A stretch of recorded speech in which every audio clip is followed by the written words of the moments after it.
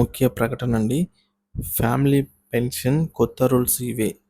So, family పెన్షన్‌కి సంబంధించి కొత్త rules అయితే రావడం జరిగింది. మరి వీటికి సంబంధించిన తాజా సమాచారాన్ని వీడియోలో తెలుసుకుందాం. వీడియోని ఎక్కడే గాని స్కిప్ చేయకుండా ఎండ్ వరకు చూడండి. అప్పుడే ఇన్ఫర్మేషన్ పూర్తిగా అర్థమవుతుంది. వీడియో చూస్తున్న ప్రతి ఒక్కరు వీడియోకి లైక్ చేయండి ఫ్రెండ్స్. ఈ వీడియోని తోటి పెన్షనర్లకు, ఫ్యామిలీ పెన్షనర్ మిత్రులతో అయితే షేర్ చేయండి. కొత్తగా మన ఛానెల్‌ని చూస్తున్న వారు సబ్స్క్రైబ్ చేసుకోకుంటే వెంటనే మన ఛానెల్‌ని అయితే సబ్స్క్రైబ్ చేసుకోండి. దీని ద్వారా నేను చేసే లేటెస్ట్ వీడియోస్ అన్నీ మీ వరకు రీచ్ అవుతాయి. ఇక ఆలస్యం చేయకుండా వీడియోలోకి వెళ్ళిపోదాము. Family pension new rules. Family pension కొత్త రూల్స్ ఇవే. కుమార్తె పెన్షన్‌కు అర్హురాలు కాదా అన్న విషయానికి క్లారిటీ కూడా ఉంది. సో, కేంద్ర ప్రభుత్వం పెన్షనర్ల కుటుంబంలో కుమార్తెకు అర్హత ఉంటుందా లేదా అనే విషయంలో కేంద్ర ప్రభుత్వం స్పష్టత ఇచ్చింది. కుటుంబ పెన్షన్ యజమాని కుమార్తెకు పేరు చేర్చడం లేదా తొలగించడం అంశంపై వివరణ అయితే వచ్చింది. ఆ వివరాలు ఇప్పుడు తెలుసుకుందాం. కేంద్ర ప్రభుత్వం పెన్షనర్ల కుటుంబ వివరాలను, కుమార్తె పేరును తొలగించే విషయంలో కేంద్ర ప్రభుత్వం స్పష్టమైన నిర్ణయం తీసుకుందనమాట. సో, దీనికి సంబంధించి పెన్షన్ శాఖ నుంచి మెమోరాండం జారీ అయింది. ఫ్యామిలీ పెన్షన్ కొత్త నిబంధనలు విడుదలయ్యాయి. ఇందులో కూతుళ్లకు ఫ్యామిలీ పెన్షన్ వర్తిస్తుందా లేదా అనేది మరోసారి అయితే స్పష్టమైంది.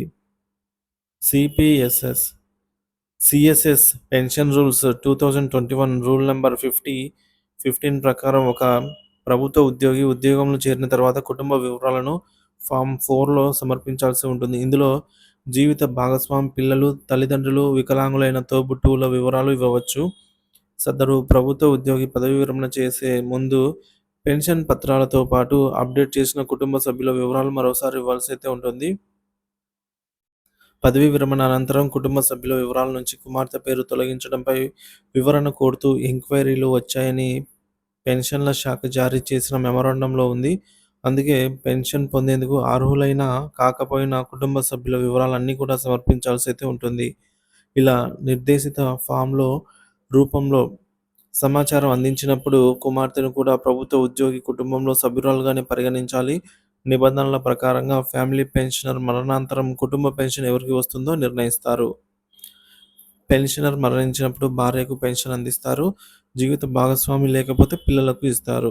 25 ఏళ్ల కంటే తక్కువ వయసున్న పిల్లలకు లేదా వివాహం అయ్యేంత వరకు పిల్లలకు లేదా ఉద్యోగి పిల్లల నెలవారీ జీతం 9,000 కంటే తక్కువ ఉన్నప్పుడు ఉద్యోగి పిల్లలకు పెన్షన్ అయితే చెల్లించనున్నారు.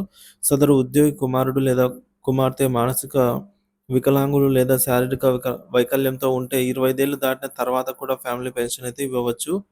ఇందులో షరతులు ఉంటాయి. ప్రభుత్వ ఉద్యోగికి వికలాంగ పిల్లలుంటే పెన్షన్ మొదటి హక్కు, మొదటి ప్రయారిటీ వారికే వస్తుంది. కుమార్తె తండ్రిపై ఆధారపడినా సరే ఆ కుమార్తెకు పెన్షన్ అందించవచ్చు. ఇది ఫ్రెండ్స్ ఫ్యామిలీ పెన్షన్‌కి సంబంధించి కొత్తగా వచ్చినటువంటి న్యూ రూల్స్.